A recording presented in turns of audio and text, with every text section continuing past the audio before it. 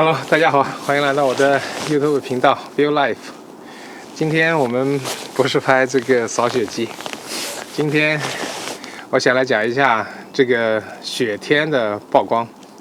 因为我们很多人在下雪天拍照的时候就会发现，这曝光很难掌握，表现在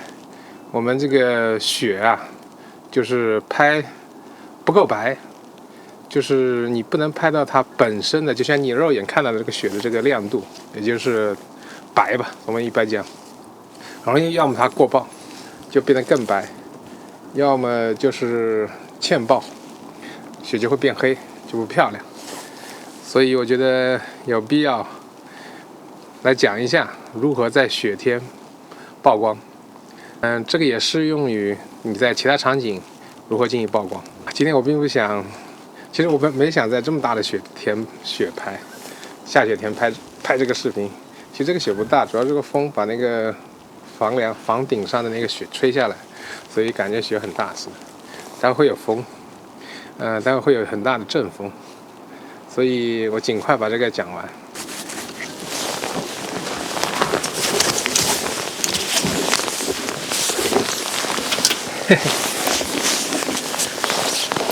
我们夏天买了这套户外的这个沙发，夏天都没在这坐过，大冬天在这坐一下。外面雪很大，我就到这边露台上来把那个下面的说完。我们知道曝光这个概念，其实它不是一个科学概念，它应该是个美学概念。怎么讲呢？这个我就稍微拓展一下，讲一下这个历史。你知道我们这个大家都知道，摄影发明在1836年，对吧？大概摄影术，这个词叫 photography 嘛。photography 其实就是两个词组成，拉丁文的 photo 跟英文的 graphy， 意思就是 photo 就是光的意思。graphy 就是描绘，绘画的意思，所以简单翻译过来就是用光来做绘画或者做描绘，光绘。为什么这么说呢？因为在摄影发明之前，其实很多画家就开始通过用这种类似于摄影的方式来进行取景，从而进行临摹。3000多年前，我们国家的墨子就已经发现了所谓的小孔成像嘛。当然也有说是在那些游牧民族在那个帐篷里突然发现因为帐篷它会有破洞，所以就帐篷外面的景象就通过这个洞，类似于小孔成像的原理，在帐篷里面呈现一个相反的一个影像，倒过来的一个印象，所谓的小孔成像。所以后面的画家就利用这个现象做一个大概一个盒子，然后他那个景象通过一个孔成像到，他做了一个透镜，反过来就像我们现在单反相机这样一个反光板，他在前面正看的时候就能拿张纸盖在上面，薄的纸就直接可以进临摹。所以这是摄影发明之前的这一个状况吧。这个为什么讲很重要呢？就是在我们这个摄影，就是说我们就别说摄影，就相机发明之前的这一系列，就是暗盒或者小孔成像这个设备，已经发展的非常完美了。我们知道伽利略发明了望远镜，望远镜这个东西其实就是一个光学设备，也就是我们镜头。所以当时这些画家通过这些暗盒来绘画的过程当中，发现他在前面放个镜头的话，就能得到不同透视的画面。你想想，如果只有孔，你那个景象到这个投影的画面是一样的，只是不过倒过来嘛，本身透视没有发生改变。另外一个，你也不能看到很远的地方，只是完完整整，就像我们眼睛看到的是一样的。所以后面他们发现在前面加个镜头，加个镜片，类似于镜头一样的装置，沾取成为镜头，它就会得到不同的影像。说个题外话，伽利略发明望远镜，他为什么会发明望远镜？其实伽利略本身他是个美术老师，他是专门教透视的，他其实就想看一下月亮是什么样子的。然后呢，他就发明了望远镜，然后他就看到了环形山，然后就画下了环形山。所以那个时候人们使用光学设备，只是想看到我们人肉眼看不到的东西，比如说月亮的环形山。自从有了望远镜之后，大家才能画出来环形山。你的意思吗？你没看到的时候你画不出来的。所以梵高那么伟大，就在于他画出了星空，就是我们现在长时间曝光的那个星空的星轨迹。这就是他伟大之处，因为当时看不到，全凭想象。为什么要说这些呢？我只想说明，我们这个曝光是后来的事情，就我们现在理解的这个曝光的这些程序，只是后来的。以前，在这个暗河的发展过程中，已经发展成为一个非常完备的成像设备。在相机发明之前啊，已经发展出一个很完善的一个成像设备，只不过人不能把这个影像留下来，你只能画下来，你不能把这边看到的景象取景得到的成到的像递给别人看，所以后面才有了照相机的发明。照相机就是通过各种手段，干板、湿板、银盐各种手段，反正我能得到一张照片，我把这个采集过来的影像能够传递给别人看。讲一下这个历史，回到我们现在来讲这个曝光。曝光什么意思呢？就是我们这个景象，你想象成我这个手啊，把我的手想象成底片或者是 CCD 感光芯片或者任何东西，你要把这个景象在这边成像，进行成像，对不对？所以一般我们都是通过镜头以及光圈、镜头、光圈、快门这几个设备，把采集到的影像呈现到这个底片上。那么这个时候，一张正常的曝光，这很容易理解。你如果曝光过了，它就会变白嘛，采集的信息过多，它就所谓的爆掉；采集信息不够呢，所谓的欠曝呢，它就会被黑掉。所以这个里面决定肯定是有一个，这里面肯定有一个曝光最合适的那个数据，对不对？这也就是我们要追求的所谓的正确曝光。我们要知道，没有准确曝光，只有正确曝光。因为曝光这个概念，它是个美学概念，它是个经验的总结啊。这个后面我们再讲到，它并不是一个科学概念，它没有一个绝对值，对，它只是一个人为的，我们大家觉得这样是最合适的，所以它是有个正确的曝光。所以我们一旦有了这个正确曝光的概念，其实当时也是有的，那我们就反过来推。我们现在底片有高 ISO 不同的 ISO， 这是表明底片的吸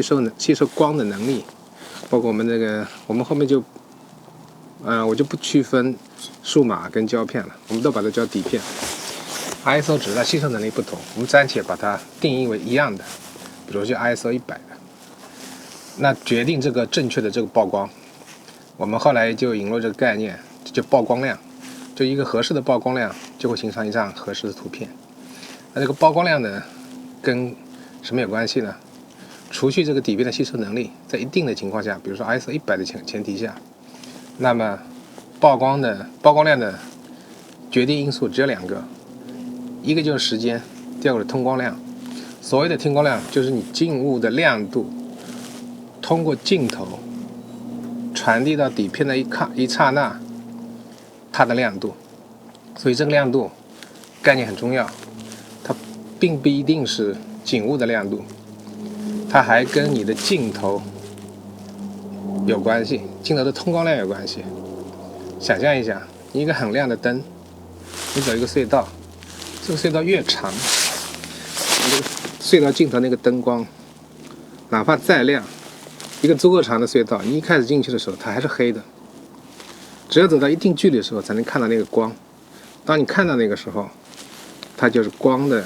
传到这边来，它其实已经经过逐步的衰减，因为光也是能量嘛，它经过距离传输，它肯定会有衰减，所以理论上你这个镜头的长短、孔径的所谓的光圈的大小，会影响到在底片上呈现的曝光量。好，我们现在知道，我们一步反推哈，底片 ISO 确定，我们曝光时间也确定，假设为1秒。因为你假设想，如果当时你是发明照相机的那个人，你总想找到一个零位嘛，所谓的，这是最方便你进行推导的过程。比如说像底片 ISO 固定了，当时可能还没有 ISO 的概念，但是反正这个底片就在这边，我用同一张底片曝光，它的吸收能力我们不管它，但是我每次去拍摄时候，我就用1秒钟的曝光时间。你1秒钟的曝光时间，你想一想，你对不同的景物，你使用，比如说我使用同一种镜头，我用50毫米的镜头，我把光圈放到最大，就是说镜头的通光量我确定了，我只需要去找那个场景，然后拍一张照片，拍出来的照片曝光就是合适的。所谓的合适，我们就人眼看过去，白的不白，黑的不黑，中间有中间调，有层次，对不对？这个概念怎么理解？就是说，我们现在不知道怎么曝光的情况下，我用我的器材去反过来去测试。我就用这个，打个比方，我这个相机 ISO 我也不管它，如果它只是100的话哈，然后我的镜头就用50毫米镜头，光圈放到最大。你要知道光圈值是多少？在照相机发明的时候已经有这个光圈这个概念了。我们知道光圈的值确定是这么来的：你的镜头焦距除以你镜头有效孔径的比值，就是光圈数值，是 F 值。所以50毫米镜头，它的有效孔径，也就是它光圈所在的位置，光圈看到最大的时候，就是它的有效孔径，必然也是50毫米，它的直径是50毫米。所以我们定义为，这个比如说50除以50，你就知道这出来是1嘛。那这个镜头就是 F1 的光圈，明白吧？好，那我们用 F1 的光圈，1秒的速度 ，ISO 100的底片去拍那个场景，你只要拍到那张是合适的照片的话，这个值，这个场景的亮度值，在摄影上面就会归为 EV 值，会带来这个概念 ，EV 值为0，我们就找的是0位嘛，因为 EV 本身它那个值跟亮度值是不一样的。我们同样是讲的光的亮度，它有很多种表述，一种就是尼特，以及CD 值，就是我们的光强。也就是说，这里面带来一个概念，光它本身的亮度值，以及它照的这个雪反射过来，你眼睛看到的那个值，肯定是不一样的嘛。它反射也会有衰减的，对吧？所以说，我们刚才讲到，我们如果用一个 EV 值来确定这个是0位，这个场景是0位，那我们从这个开始反推，比这个亮一点，比如说正 EV 值就加 EV 值，加1 EV 跟减1 EV 是比它这个场景，你找的这个场景比它暗一点的，它就会得出一个规律来。我们现在不去追究它是怎么得出来规律，反正现在有这张表上面说明了 EV 值为0，光圈 F1， 曝光时间为1秒，它就是好的。然后可以推导出一系列各种曝光数据。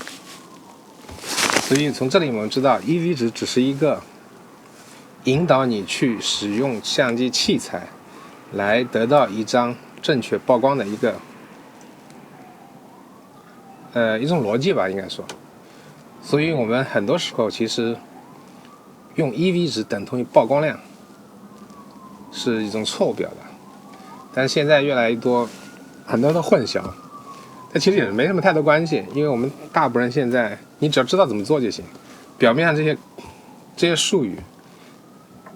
其实也没那么重要。外面雪实在太大了，而且风也特别大，我就想着到里面来录吧，等待会儿雪小了一点再到外面去拍。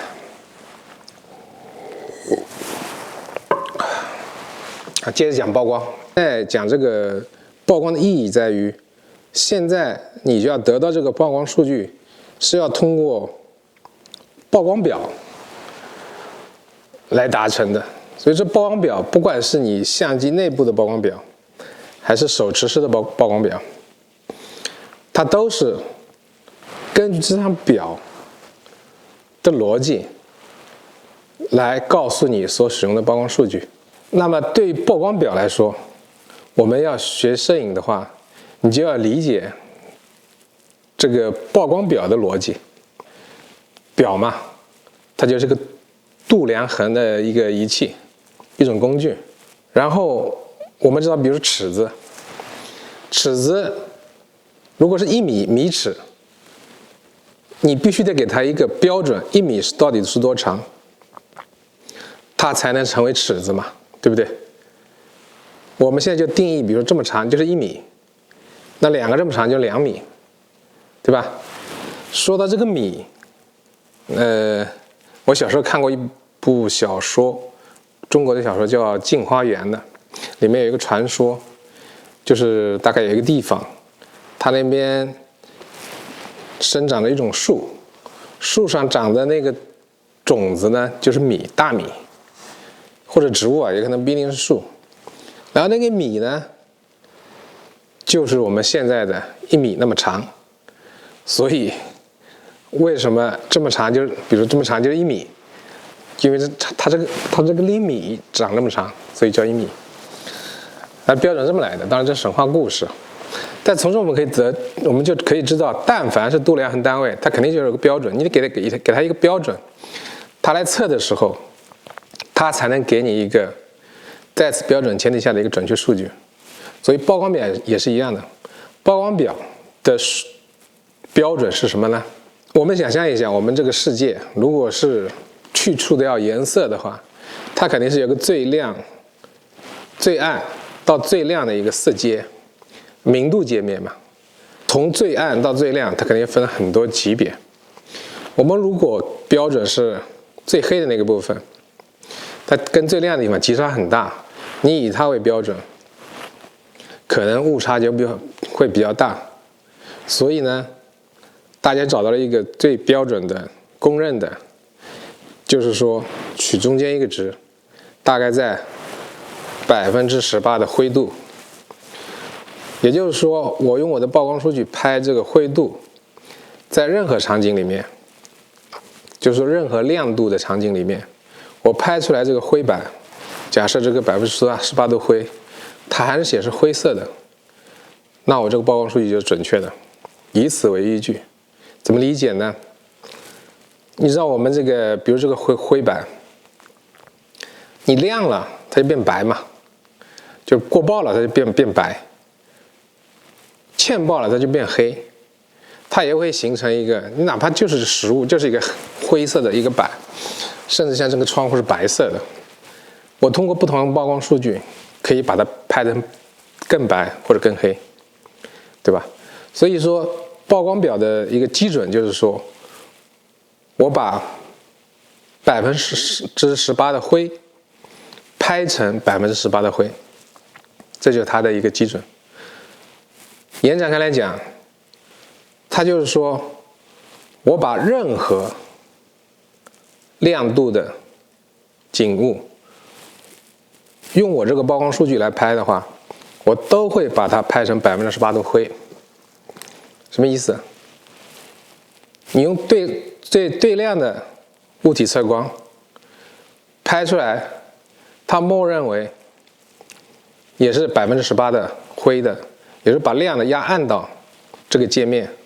这个值，它就认为正确的曝光。把最暗的它就会提亮，测出来数据你去拍的话，它就会提亮，也拍到18%的灰。所以这一点很重要。我们的测光表的原理就是这样的，它是把所有的景物都拍成一个亮度值。简单讲就是它会把亮的压暗，暗的提亮，只有中间这一块它是不变的。但实际上我们摄影拍照出去拍照的时候，我们的场景就不可能都是一个亮度值嘛，它肯定是有亮有暗的地方嘛。所以你按照这个测光的话，它测出来的数值，你用它来拍的话，它就并不一定是你想要的。现在的数码相机发展很快，我这里有这个胶片相机，这台是奥林巴斯的 OM4 T， 它这个号称是相机当中的测光表，它的测光功能非常强大，大家有兴趣的可以去看一下。我后面也可能去用这个相机呢做一个教程，做一个介绍吧。以及这个数码相机，现在它就是真正因为你每一个场景的景物的亮度值都是不同的，所以它会发展出很多，比如说平均测光啊、中央重点啊、点测光啊，它就是来计算一个平均值，让得到一张还可以的照片。所谓的可以呢，就是亮的不至于压得太暗，暗的呢也不至于提得太亮的一张照片。当然现在数码相机的话后期处理很方便，但是我以前也讲过，不管胶片也好，数码也好，甚至电影机也好，它永远有一个最佳的曝光范围，它才能最好的反映它这个感光芯片底片也好的最佳效果。所以你但凡偏离，它影响都会影响画质吧。简单讲，一般来讲，我们胶片的话就向右曝光，尽可能就是说暗的部分减少一点，因为胶片对光的感应能力取决于光的强弱。你通过镜头进来的光越弱，它的感光效果就越差，它会丢失掉细节啊，丢失掉色彩信息啊这些东西。所以拍胶片尽可能往右。有人做了测试，它可能在-3或者-2档到正10档左右，对，它可以过曝很多档都没问题。数码呢就相反，向左曝光，因为受制于这个感光芯片的那个物理性能呢，它的高光反应不敏感，它的弱光反应比较敏感，所以说尽可能向左曝光。包括摄影机，你像我用的佳能 C70 电影机，它号称16档动态范围，但这些动态范围，包括相机也有14、15、12档啊之类的这些所谓的动态范围，这些动态范围只是一个物理性能，它就是能感知到这么多光，哪怕你欠曝16档，理论上它还能感知，但感知这个画面是不是你想要的？肯定不是你想要的了嘛，对吧？所以说它所谓的16档，你这么想，它比如说16档是这么多，你靠左是这么多，靠右也是这么多，那你落在哪里是不是很重要？对吧？所以说你能正确的落在它最佳表现区域范围之内，它才能表现它这块芯片最佳的性能。那么落在哪里，就是你的测光决定的，你的准确的测光决定的。所以曝光还是非常重要的，它能够让你最大化的利用你的感光芯片也好，底片也好，得到最佳的影像画质。接下来我们就来实战一下，加上相机来看一下我刚才讲的这些纯理论的部分可能比较枯燥，它是怎么在相机上体现的。那我们就来实战吧。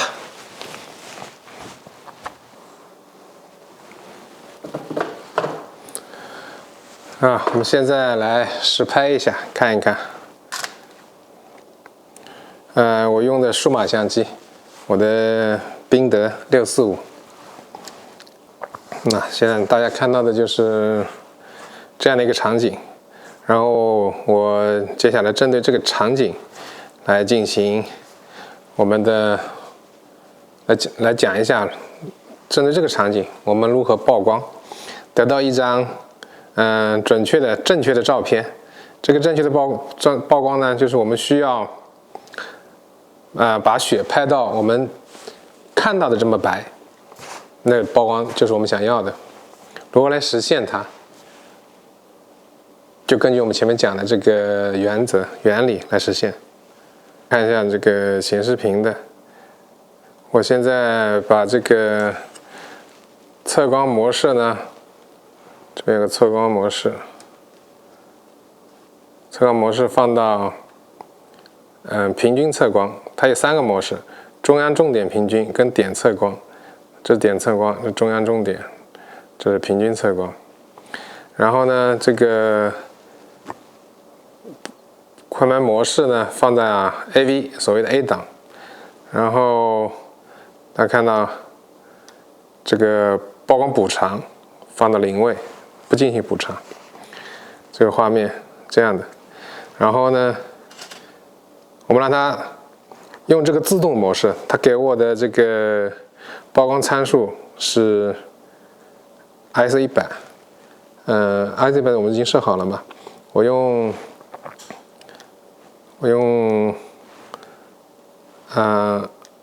F9 的光圈吧。然后它现在显示的是1/15或者对，现在就是1/15秒。当你看到那个直方图那边有一点点红的，就说明它这是过曝的。过曝在哪里呢？可能就是雪会有点过曝。我把白平衡放到复合自动白平衡，但每个相机都不一样，你选择自动白平衡就行了。我们拍一张。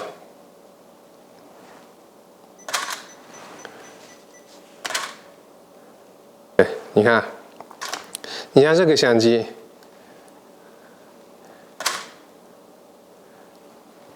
这个相机曝光出来的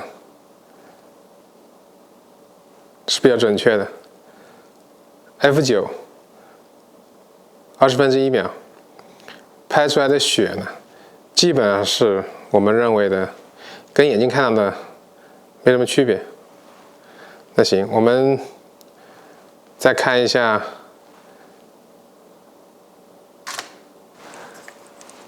用中央重点测光，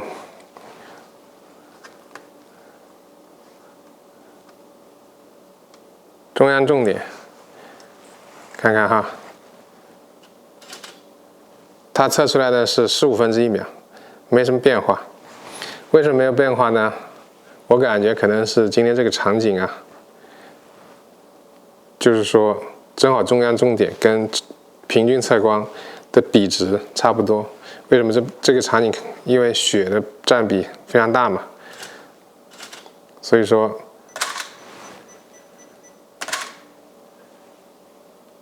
它的曝光数值是一样的。然后再看一下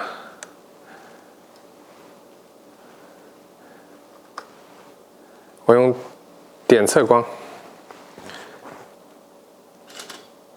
你看点测光，它测在哪里呢？就几乎就在我对焦点那个地方，就树的范围，它会显示是1/8秒，就是曝光时间增长了，就说明那个地方是比较暗的。如果按这个来曝光呢，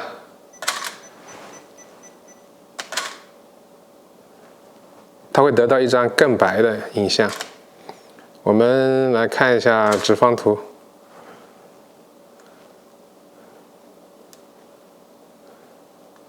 你就能看到，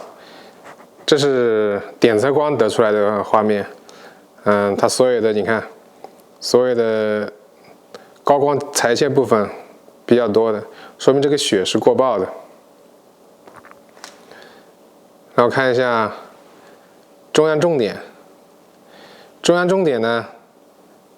测光比较准，它几乎就是高光部分没有裁切。然后你看它右边就属于亮的范围嘛，亮度因为这个场景里面雪比较多，包括天空都是白的，所以说它也集中在右部，所以基本上这张曝光是准确的。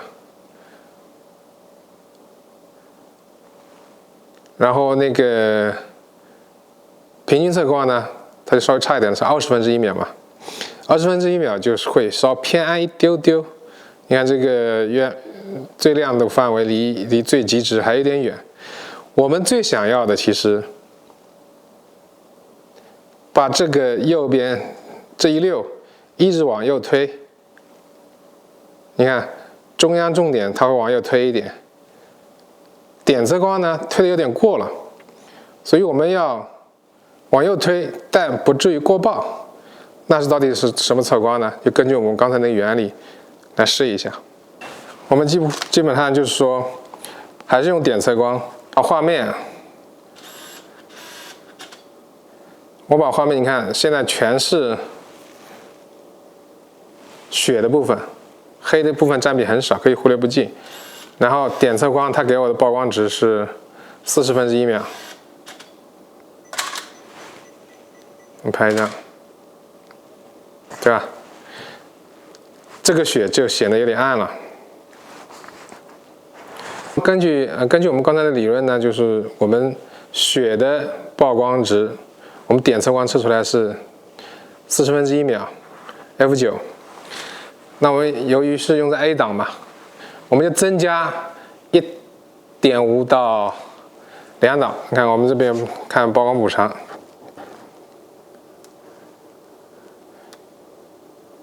这是1/3，每转一圈1/3，对，这是1。我们增加1有1/3档，再转过去，大概是1.6档。就像我们刚才说的，1.7到2档是最正常的。然后你看，我现在是加1.7 eV， 加1.7档，它显示的是1/13秒。我们拍一张。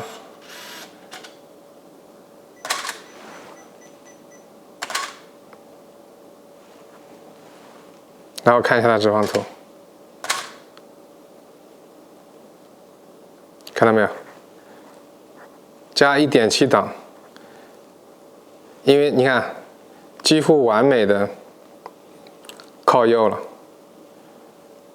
你看这里面其实差的很小，你用1/8秒拍，它就过曝了；你用1/13秒拍，它就很完美。因为这个你看，从 RGB 的这个3个直放图不一样，你要知道现在的色温是偏低的，就是蓝调更容易过曝，所以说我们就以蓝调为准，就 B 这个蓝色这个直放图为准，这个1/13是相对来说是最准确的一个曝光值吧。我们再试一下，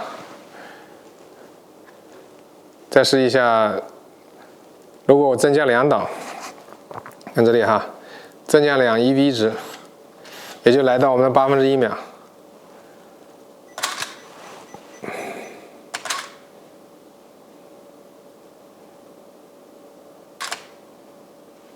看直放图，这样看到吗？蓝调就刚刚接近，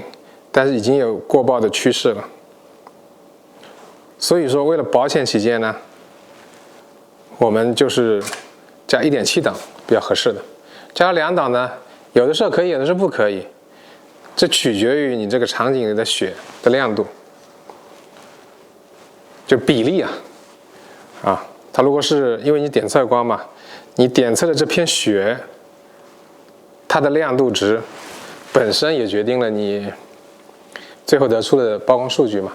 所以我们一般保险起见，增加1.7档是合理的。就是我们通过刚才这个方法，点测雪是1/40秒，然后增加 1.7 档呢，就是1/13秒。我们得到了这个曝光数据，用 M 档来拍，对 M 档，然后呢，就所谓手动曝光，然后光圈还是不变 ，F9， 速度呢我们就选到1/13秒，对，速度就选到1/13秒，我们就可以拍摄。目前来讲，整个画面，就是说你随便怎么选，只要选比较大的地方，你都可以这么来拍。试一下。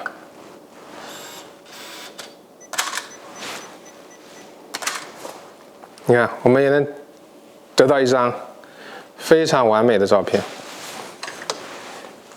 我说的完美就是看这张图，对吧？我全景拍摄也可以得到一张非常完美的。就是说我在这个画面里面，我刚才是拍一小块雪来测试我的曝光，但我现在拍整个场景，得到的曝光是一样的。这种方法呢，就比如说，当然我现在测的是1/40秒，